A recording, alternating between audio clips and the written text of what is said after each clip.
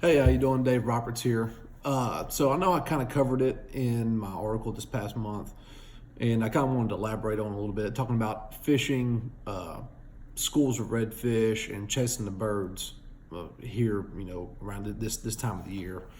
Like I said, it's October and almost November. Like I said, this is prime time when fishing really gets great, and this is a great time to get on the water, and really even better time to go catch a lot of fish.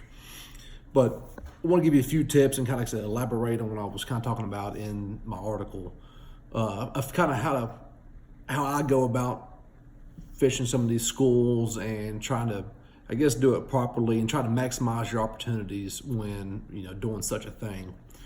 For starters, I want to talk about fishing, schools of redfish in the marsh and kind of in the shallows. One thing that I do try to steer away from is using heavier baits, such as top waters and things like that. Most of the time you see these fish, they're kind of going to be up in the shallow water and the water column, so you don't want them to be stuck down on the bottom. You want to get something that's kind of up, floating in their face. But you don't want to top water something that's heavy to where when you cast into them, you don't want a loud splash and you don't want to spook them.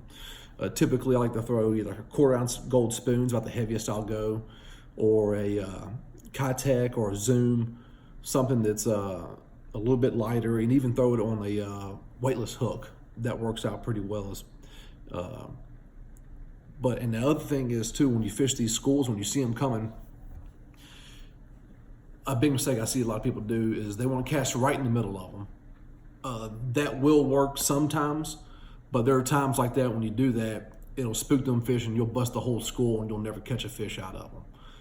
What I really like to do is either, depending on which way they're coming and how you position yourself, I do like to try to stay as far away as I possibly can and make a long cast to them if you can do that.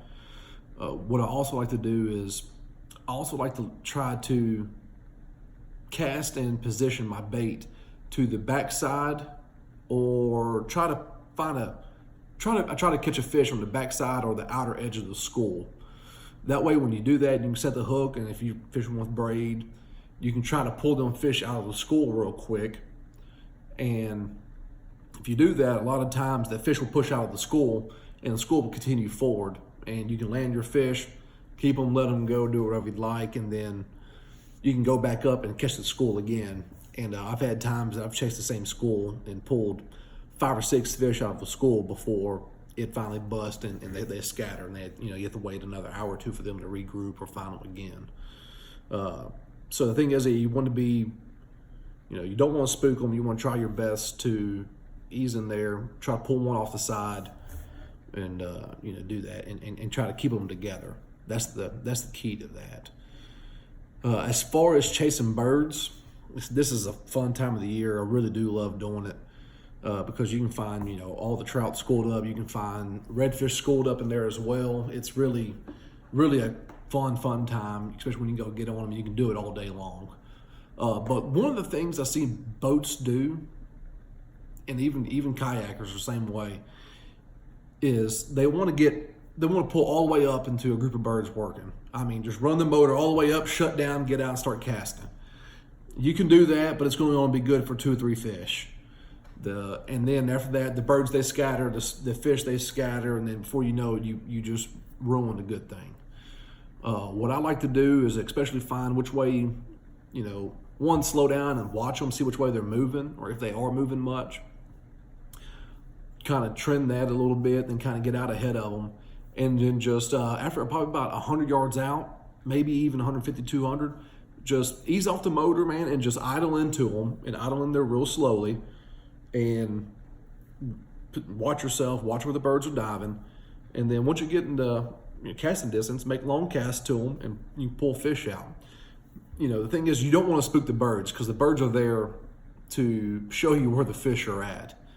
I mean, if it's real slick out there, you can find the fish because you'll see shrimp popping and stuff. But if it's anything more than that, like, you need the birds to let you know where the fish are at.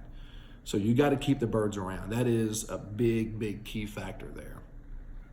I know I talked about not throwing a top water. You don't want to hook a seagull, because them seagulls are immediately going to go towards that top water. On top of that, you could hook one, then you got to deal with that and fighting it. It's just a pain. It's worth missing. But also throwing that top water, all the birds will focus on that. They'll focus on your lure instead of, the fish of what they were on. And before you know it, you can pull a whole group of birds off of the fish that you were trying to find. And, within 2 or 3 casts of top water, the fish you were just on are gone. You can't locate them no more because, well, you pulled all the birds off. So that, man, like I said, I think it's very important that when fishing birds like that properly, man, you got to ease into them. You got to just, go real slow, getting in there and try not to spook anything. If you do that, man, you can be successful with it. Fishing wise, I would tell you throw anything. It doesn't matter what you throw in there, the fish are going to eat. I personally like keeping a either 1/4 ounce or sometimes even a 3/8 ounce, because you can cast a little bit further. 3/8 ounce lead head with a chicken boy, whatever your favorite lure is, any kind of plastic on there. It doesn't really matter. Color doesn't matter. You just got to get it in there.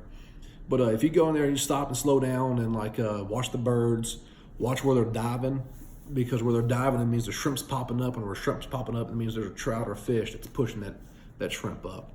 And if you cast right on top of it, you're liable to catch fish. And you can do it, man. It's a whole lot of fun, and you can catch a lot of fish like that. But the thing is, you gotta take your time, be patient with it. But yeah, man, it's a great time of the year. Like I said, it's finally cooling off. This is my favorite time of the year to fish. I really do. I love it. Nothing better than it. So go out there. Hope them tips will help you out a little bit. And go enjoy it. Go catch some fish, man. Enjoy life. And have fun. Thank you.